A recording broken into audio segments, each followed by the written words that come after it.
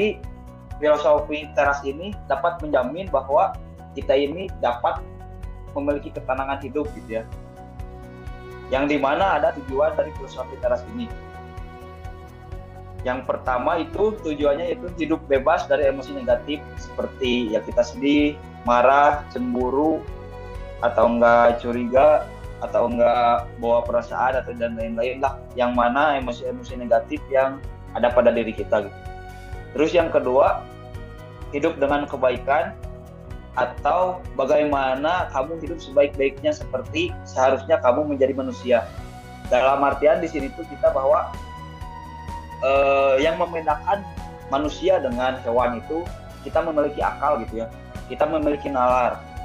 Nah di sini kita harus benar-benar mengoptimalkan nalar kita, mengoptimalkan pemikiran kita yang sehingga merespon suatu kejadian itu tidak dibarengi dengan emosi, tidak dibarengi dengan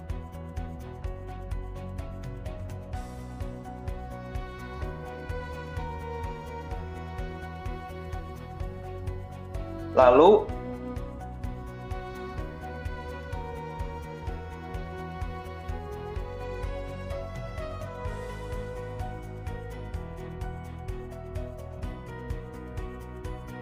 ini bagaimana gitu ya, yaitu kemampuan mengambil keputusan terbaik gitu ya dalam keadaan apapun. Terus yang kedua itu keadilan itu bagaimana, yaitu memperlakukan orang lain dengan adil dan jujur gitu. Terus yang ketiga, keberanian ini adalah berani berpegang pada prinsip yang benar gitu. Terus yang keempat, menahan diri ini maksudnya yaitu kita harus disiplin, kita harus mengontrol diri kita harus memantaskan diri kita juga gitu ya untuk dalam hal apapun gitu yang dimaksud dengan menahan diri ini. Lalu di sini ada kutipan dari Henry Manangpiring yaitu damai dan tentram ini kokoh karena berakar dari dalam diri kita, bukan pada hal-hal eksternal yang bisa berubah, hancur atau direnggut oleh kita.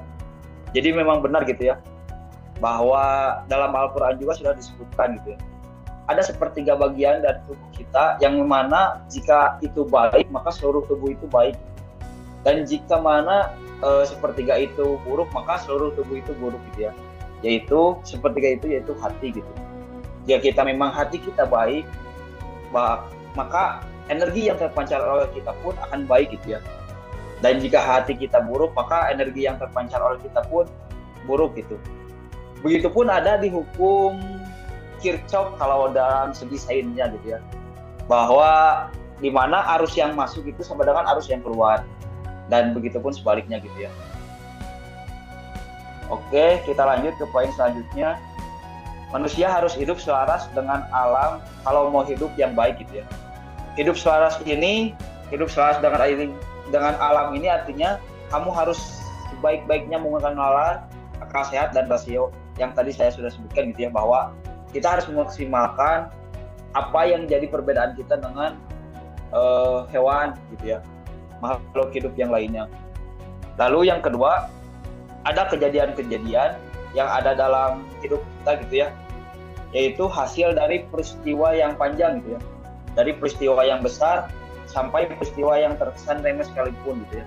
Contohnya kayak gini gitu ya, bahwa yang dimaksud dengan rantai peristiwa yang panjang ini, misalnya kita kejedot tembok atau enggak keseleo gitu ya. Nah di sana terdapat beberapa peristiwa sebelumnya gitu, yang mana kalau misalkan kita di kantor ini gitu ya, kalau misalkan keseleo itu di mana Andri atau enggak Andri itu sedang ngepel tapi lantainya belum kering, tapi kita sudah masuk gitu ya, dan kita juga keseleo di sana gitu ya. Nah itu pasti gitu ya, kejadian itu tuh ada sebelumnya gitu. Dan misalkan Adri mengepel itu ada juga kejadian sebelumnya, yaitu di mana lantai itu kotor gitu, atau enggak lantai itu memang harus dikepel gitu ya. Ya udah inilah banyak debu dan lain-lain. Terus gitu ya, dari satu kejadian yang kejadian itu saling keterkaitan gitu. Lalu yang di poin ketiga gitu ya, buat apa kita menyesali atau memprotes masa lalu? Semua hal yang terjadi mengikuti aturan Sang Pencipta, melawan dan mengingkari apa yang telah terjadi artinya keluar dari keselarasan dengan alam dan malah bikin kita nggak bahagia gitu. Yang memang benar gitu ya, bahwa masa lalu itu ya sudah gitu ya, itu adalah masa lalu gitu. Soalnya mau bagaimanapun itu, semenit atau enggak beberapa detik ke belakang pun kita nggak akan bisa menarik kembali gitu, atau kita nggak bisa merevisi kembali gitu kejadian di masa lalu itu gitu. Jadi apa yang harus kita lakukan yaitu ya sudah, kita harus mengikhlaskan masa lalu itu, dan memang itu sudah terjadi, dan ketika kita mengikhlaskan itu maka kita akan bahagia gitu, bahwa intinya itu kita harus move on gitu ya dari masa lalu itu. Mau itu kejadian buruk, mau itu kejadian baik, yang penting kita harus fokus pada kejadian hari ini dan selanjutnya gitu ya. Ada juga dari kutipan dari Nabi kita gitu ya, Nabi Muhammad, bahwa jika hari kemarin lebih baik dari hari ini gitu ya, maka kamu adalah orang yang beruntung gitu ya. Tapi jika hari kemarin sama dengan hari ini gitu ya, maka kamu orang yang merugi gitu ya. Tetapi jika hari kemarin lebih buruk dari hari ini, maka kamu termasuk orang yang celaka gitu. Oke, kita lanjut ke poin nomor 4, yaitu kamu nggak akan mampu memiliki semuanya di dunia gitu ya. Beberapa hal yang tidak dapat dikendalikan gitu ya, yaitu tindakan dan opini orang lain. Meskipun kita sudah baik atau meskipun kita bagaimanapun gitu ya, tetapi tindakan dan opini orang lain itu tidak dapat dikendalikan oleh kita. Terus yang kedua yaitu popularitas kita itu tidak dapat dikendalikan oleh kita tuh. Jadi memang kita tidak dapat tidak dapat mengendalikan popularitas kita, yang mana kita memang bisa gitu mengusahakan untuk menaikkan popularitas, tapi memang untuk hasilnya kita tidak dapat dikendalikan gitu ya. Terus yang ketiga, kesehatan dan kekayaan kita, bahwa memang rezeki dan sehat itu sudah ditentukan gitu ya oleh Sang Pencipta gitu. Tapi kita bisa mengusahakan untuk dua hal tersebut gitu. Terus yang ketiga, kondisi saat kita lahir gitu ya. Kita mau dilahirkan dari rahim siapa, itu kita tidak dapat memilih untuk kita lahir di rahim siapa gitu ya, dan di mana tempatnya gitu ya. Kalau sekarang itu kita lihat gitu ya, bahwa Indonesia itu benar-benar udah banyak banget gitu ya korupsi terus dan lain-lain gitu. Kenapa kita tidak dapat dilahirkan di, contohnya gitu ya, saya ingin lahirkan di Australia gitu, yang memang di sana tuh negaranya negara maju gitu. Tapi kita tidak dapat gitu ya, tidak dapat mengendalikan kondisi tersebut. Terus yang terakhir, peristiwa alam seperti cuaca, hujan, dan gempa bumi itu memang kita tidak dapat mengendalikan. Itu udah hal mutlak. Lalu ada beberapa juga yang bisa kita kendalikan. Yang pertama, pertimbangan opini atau persepsi kita gitu ya. Dimana ini dapat kita kendalikan gitu. Bahwa apa yang kita utarakan kepada orang lain atau apa yang kita persepsikan kepada orang lain, itu kita dapat mengendalikannya gitu ya, 100%. Terus yang kedua yaitu keinginan kita, bahwa kita banyak gitu ya. Ini ada satu kutipan juga gitu ya dari teman saya waktu dulu juga, bahwa ketika kita tidak mempunyai keinginan maka kita itu sudah mati gitu. Tapi kita ketika memang masih memiliki keinginan, artinya kita masih hidup gitu. Terus yang ketiga juga tujuan kita, ya tujuan hidup dan lain-lain gitu ya, itu dapat kita kendalikan. Terus yang terakhir, segala sesuatu yang merupakan pikiran dan tindakan kita sendiri, sama itu juga dapat kita kendalikan gitu. Nah di sini Henry Manang-Piring gitu ya, jika disuruh untuk mengambil satu kutipan dari seluruh ilmu atau seluruh bacaan yang mengenai stoikisme, maka dia akan memilih salah satunya, yaitu bukan salah satu, maka dia akan memilih satu-satunya yang dia pilih, yaitu ini gitu ya, dari Epictetus gitu. Ada hal-hal di bawah kendali kita, tapi ada hal-hal yang tidak di bawah kendali kita. Oke, kita lanjut ke slide selanjutnya gitu ya. Setiap kejadian itu netral gitu. Yang membuat buruk dan baiknya itu adalah persepsi kita gitu ya.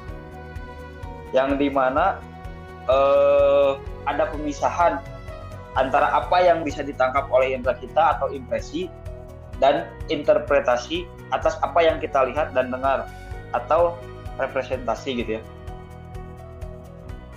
Yang kedua yaitu segala keresahan dan kekhawatiran bersumber dari pikiranmu. Suatu kejadian dipandang buruk jika persepsimu menyebutnya seperti itu gitu ya.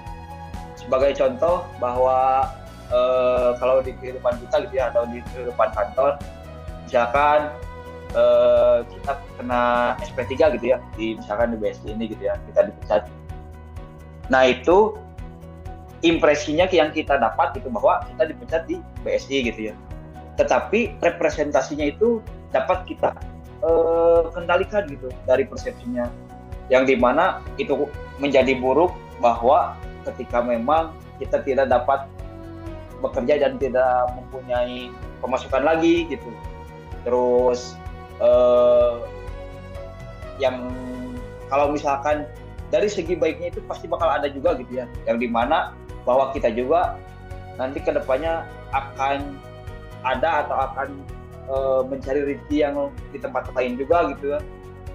Nah itu termasuk persepsi gitu ya, yang dapat kita kendalikan juga. Atau di sini juga ada gitu ya kutipan bahwa emosi negatif itu adalah nalar yang tersesat gitu ya. Kutipan ininya lah gitu ya, kutipan klasiknya gitu dari Manang Piring juga ya. Lalu poin yang keenam gitu ya, ada banyak masalah kecil dalam hidup ini yang nggak perlu dibesar-besarkan gitu. Di sini ada istilah yang lumayan rumit juga gitu ya namanya, yaitu premeditatio malarum, atau memikirkan hal-hal negatif yang mungkin terjadi gitu. Nah di sini artinya apa? Artinya kita harus dapat meneliti atau enggak menganalisa apa hal-hal yang buruk di kemudian hari, yang mana kita dapat mengantisipasinya sebelumnya gitu. Contoh misalkan kalau misalkan hari ini gitu ya, kita bahwa nanti sore itu kita akan memprediksi bahwa akan turun hujan gitu ya, ketika kita pulang dari kantor, atau enggak ketika misalkan yang di lapangan juga gitu ya, sore itu hujan. Nah dari sekarang kita akan dapat mengantisipasi bahwa pada saat hujan itu kita harus ngapain gitu. Kalau misalkan yang pulangnya naik motor, berarti kita harus harus membeli jas hujan gitu untuk pulang ke rumah gitu. Atau enggak ada yang membeli payung kalau misalkan yang dekat ke rumah gitu ya. Terus kalau misalkan yang di lapangan, bagaimanapun caranya gitu ya, tim sipil juga kalau misalkan hujan ya berhenti gitu ya, dan lain-lain gitu. Nah seperti itu gitu ya. Ada ada kewaspadaan dari kita untuk menghadapi hal-hal yang akan menimpa kita yang sudah terprediksi gitu ya dari jauh-jauh. Lalu ada poin 2 juga gitu ya, bahwa kita ini harus mencintai nasib yang telah terjadi dan sedang terjadi saat ini, atau enggak disebut amor fati gitu ya. Dan memang ini tuh nantinya akan keterkaitan dengan bersyukur gitu ya, yang mana pasti gitu ya, pasti juga kita pasti bakal akan mencintai nasib kita sekarang gitu, dimana kita masih bisa bernapas, dimana kita masih diberikan kesehatan, banyak gitu ya, banyak banyak kenikmatan yang atau enggak banyak nasib kita yang harus benar-benar kita cintai gitu untuk sekarang. Lalu yang ketiga yaitu bagaimana kamu menyikapi sepenuhnya di bawah kendalimu gitu ya. Maksudnya ini menyikapi masalah gitu ya, menyikapi masalah yang kita hadapi gitu. Itu ada di bawah kendalimu masing-masing. Jadi mau sebesar apapun masalah, mau sekecil apapun masalah, itu tergantung dari diri kita sendiri gitu ya. Bagaimana cara mengendalikan masalah itu. Dan jangan sampai masalah kecil menjadi besar dan masalah besar menjadi lebih besar gitu. Kalau bisa gitu ya, ya masalah kecil itu ditidakkan, yang masalah besar itu bisa dianggap atau enggak bisa menjadi masalah yang kecil. Oke, untuk bahasanya itu sekian gitu ya. Tadi mungkin ada di yang pertama bahwa dikotomi, apa itu dikotomi kendali gitu ya. Nah ini gitu ya, yang tadi gitu. Ada hal-hal yang di bawah kendali kita dan ada hal-hal yang tidak di bawah kendali kita. Itu adalah penjelasan atau pengertian dari dikotomi kendali tersebut. Oke, mungkin udah banyak untuk sharing kali ini juga. Tapi semoga dapat insight yang lebih gitu ya dari buku ini. Dan kalau misalkan memang belum puas dan belum cukup untuk insight ini gitu ya, kalian bisa beli atau enggak mendengarkan audiobook dari buku filosofi literasi tersebut gitu ya. Kalau dari saya juga jujur gitu ya, dari dulu sebenarnya saya ingin membaca buku ini gitu ya, tapi memang baru sekarang dan memang ini juga karena ada book sharing juga bahwa saya harus membaca buku filosofi literasi ini. Oke, sekian dari saya. Terima kasih atas perhatiannya. Boleh bila ada yang bertanya atau bagaimana ini, Teh Melisa. Terima kasih Mas Syahid untuk materi yang disampaikan, sangat insightful sekali. Kita lanjut saja ke sesi pertanyaan dari rekan-rekan. Apa ada yang mau ditanyakan terkait dari materi yang disampaikan? Boleh raise hand atau enggak boleh langsung open mic aja.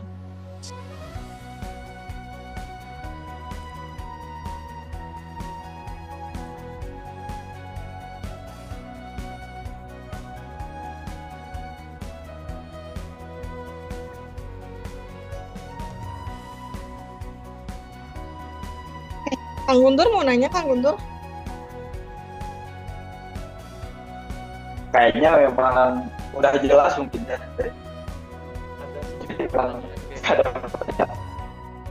Ada sedikit pertanyaan kayaknya. Oh, boleh. Silakan. Ya. Jadi kan ini stoikisme ya. Jadi stoikisme itu kan kebahagiaan itu tergantung dari pikiran kita, bukan tergantung dari eksternal ya. Ya, betul. Nah, saya kan gini, kadang orang kan punya pemikiran masing-masing ya. Nah, kalau misalnya dari pengalamannya Kang Syahid, ada tips-tips nggak untuk supaya kita tetap bisa positif di segala hal gitu ya. Jadi supaya kita tetap, misalnya kita lagi ada masalah, terus tips supaya kita tetap bisa positif di dalam keadaan seperti itu gitu. Ya. Oke. Ternyata kameranya belum dinyalain ya dari tadi. Apa? Tips-tips untuk positif thinking berarti ya Mas. Nah, sebenarnya misalkan yang saya alami gitu ya sejauh ini, atau enggak dari tadi gitu ya, atau enggak dari buku filosofi literasi tersebut gitu ya, bagaimana cara kita untuk mengatur pikiran kita bahwa kita itu harus tetap positif gitu ya. Yang pertama, jangan membesar-besarkan suatu masalah gitu ya, yang dimana tadi itu bahwa ketika memang yang namanya hidup manusia itu ya pasti bakal dihadapi dengan suatu masalah, tapi untuk masalah tersebut itu berbeda-beda dan bermacam-macam gitu ya, mau dari segi finansial, mau dari segi percintaan, mau dari segi apapun itu gitu ya. Nah, ketika memang kita menghadapi suatu masalah itu, bagaimana cara kita untuk menganalisisnya itu, kita tidak boleh membesar-besarkan masalah gitu. Yang pertama itu gitu ya, untuk tetap positive thinking gitu ya. Terus yang kedua, kalau misalkan dari buku filosofi teras atau enggak yang saya alami juga gitu ya, ketika memang menghadapi masalah gitu, agar tetap positif thinking, bahwa ini itu sebenarnya ada dua sih untuk kategori masalah ini gitu ya. Yang pertama adalah hukuman bagi kita gitu ya. Terus yang kedua itu adalah cobaan gitu. Yang dimana saya sendiri gitu ya, kalau misalkan benar-benar menghadapi masalah itu, ya saya kategorikan kedua ini gitu. Yang mana kita pasti bakal dapat menerimanya gitu. Yang pertama contohnya misalkan hukuman gitu ya. Saya juga pasti bakal muhasabah diri juga, dan positive thinking itu bahwa kita ketika mendapatkan masalah bahwa ternyata ini adalah kelakuan kita di masa lalu atau dosa-dosa kita di masa lalu gitu. Terus yang kedua adalah cobaan, yang dimana cobaan itu yang dapat menaikkan derajat kita gitu ya di hadapan Tuhan gitu. Ketika kita memang dapat masalah, berarti ini cobaan yang harus kita lalui agar kita dinaikkan derajatnya oleh Allah gitu. Yang mana ketika memang contohnya misalkan sekarang gitu ya, dari segi di kantor juga gitu ya, di kantor pun dari segi dari segi organigram gitu ya, bahwa ketika mau itu staff dan lain-lain gitu ya, manajer sampai ke Pak Adi juga gitu ya, pasti semuanya itu kan dikasih masalah juga, dikasih ujian juga gitu. Yang mana sebenarnya bahwa ujian itu tuh yang sudah mampu dilalui oleh kita gitu. Yang mana Tuhan itu tidak akan memberikan ujian kepada makhluknya yang belum mampu untuk melewati ujian tersebut. Terus yang ketiga juga, ketika memang kita dapat masalah, untuk dapat positif thinking bahwa kita harus atau enggak kita harus terus berpikir positif itu, bahwa ada lebih banyak orang yang mengalami ujian lebih dari ujian kita gitu. Contohnya ya dari segi misalkan dari segi kesehatan gitu ya, ada yang lebih parah gitu di ujian dari kita gitu. Terus dari segi finansial ada yang lebih parah gitu ya di ujiannya dari kita gitu. Nah di sana juga memang konsep syukur itu memang benar-benar harus selalu diterapkan gitu ya dimanapun kita berada. Tetapi hal itu yang tersulit, yang saya alami juga, hal itu tuh benar-benar sulit gitu ya, kalau misalkan memang tidak kita asah gitu ya dari dari kehidupan kita gitu ya, dari sehari-hari kita. Mungkin sebenarnya itu aja sih Kang untuk tipsnya gitu ya dari saya. Ada 3 poin mungkin ya. Jangan membesarkan masalah. Terus yang kedua itu anggap ini sebagai ujian kita naik tingkat gitu ya. Terus yang ketiga itu bahwa ada beberapa orang yang memang memiliki masalah yang lebih dari kita. Nah dari sana kita insya Allah lah akan bisa melewati masalah tersebut. Itu paling Kang. Oke, Kang Said. Kang Guntur udah oke ya Kang jawabannya? Oke. Terima kasih untuk pertanyaannya Kang Guntur. Yang lain rekan-rekan apa ada yang mau ditanyakan?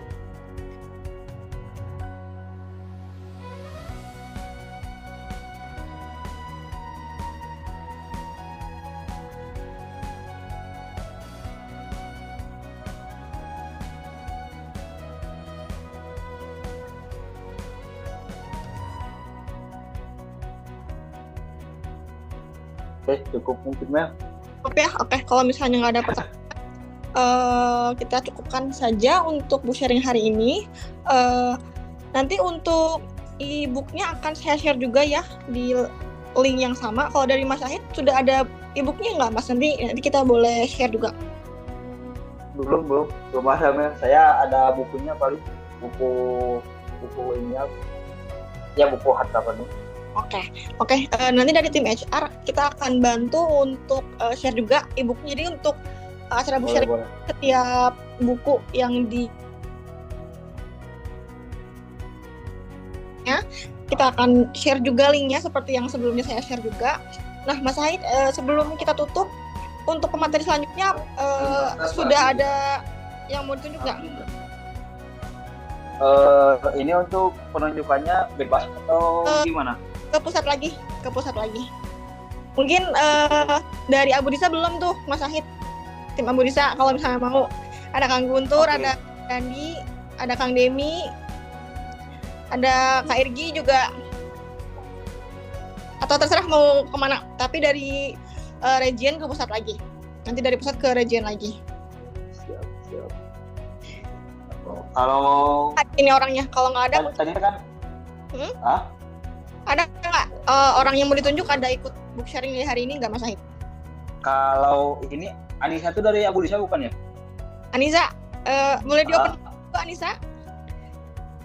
Abu Disa 100%. Oke, 100% ya. Oh ya, Abu Disa. Nah, Abu Disa ya. ya. Jadi Anissa aja. Ya, Anissa aja. Jadi kalau bisa kan ya sering-sering gitu ya, laki-laki perempuan, nah nanti Oke. laki-laki lagi jarang. Sip. Nah, makasih banyak ya Mas Sahid. Oke, kita tutup Siap. aja untuk acara book sharing hari ini. Saya ucapkan terima kasih terutama untuk Mas Sahid untuk materi yang disampaikan dan untuk rekan-rekan yang hari ini mengikuti dan berpartisipasi dalam acara book sharing hari ini.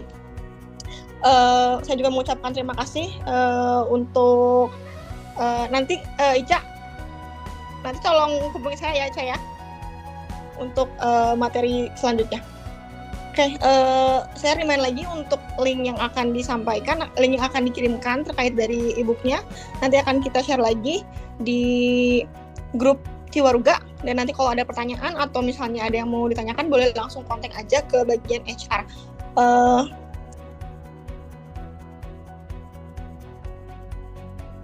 Terima kasih banyak semuanya rekan-rekan. Sampai jumpa di sesi book sharing selanjutnya dengan buku dan diskusi yang lebih menarik. Selamat bekerja semuanya, selamat motivitas. Sampai bertemu di book sharing selanjutnya. Terima kasih. Terima kasih.